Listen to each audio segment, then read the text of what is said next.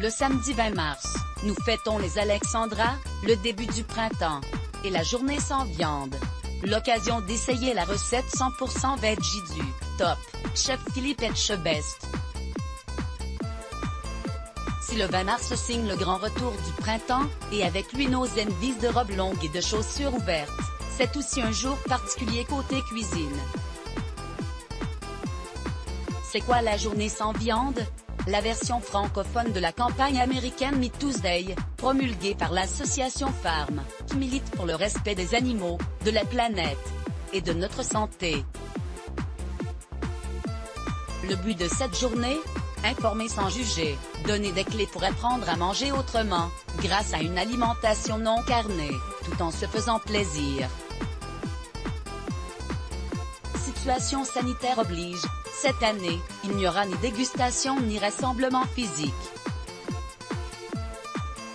Mais vous pouvez suivre toute l'actualité de la campagne sur la page Facebook @journanceviande.france. Journée sans viande 20 mars. Franche journée sans viande. Philippe Etchebest nous livre sa recette 100% végétarienne au fromage frais et légumes de saison. Si vous êtes à la recherche d'une recette végétarienne facile à préparer, pleine de fraîcheur et digne de cette journée sans viande, ne cherchez plus, elle se trouve sur la chaîne YouTube de notre juge préféré de Top Chef, Philippe Etchebest, qui compose des fleurs de légumes de saison, et leur vinaigrette à la clémentine. Fleurs de légumes, ingrédients, pour 2 personnes pour la farce végétale. 75 g de choux de Bruxelles, 75 g de potimarron, 50 g de champignons de Paris, 1 clémentine, 8 g de ciboulette, 150 g de fromage frais pour la vinaigrette clémentine. 100 ml de jus de clémentine, 8 g de noisettes torréfiées et émondées, huile d'olive et spelette. Préparation: mettez le jus de clémentine à réduire à feu moyen. Préparez la farce végétale, épluchez le potimarron et retirez les pieds des champignons, puis réalisez une brunoise.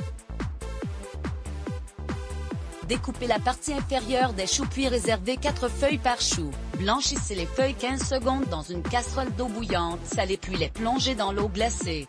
Réservez-les sur un papier absorbant.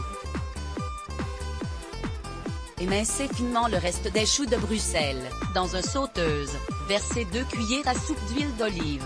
Faites revenir dans l'ordre le potimarron, les choux émincés puis les champignons. Assaisonnez avec le piment d'Espelette, poivre et sel. Une fois cuit, débarrassez la préparation dans une assiette et réservez au frais. Dans un cul de poule, mélangez le fromage frais avec une cuillère d'huile d'olive, la ciboulette ciselée et du poivre. Réservez 50 g dans une poche en nylon au frais.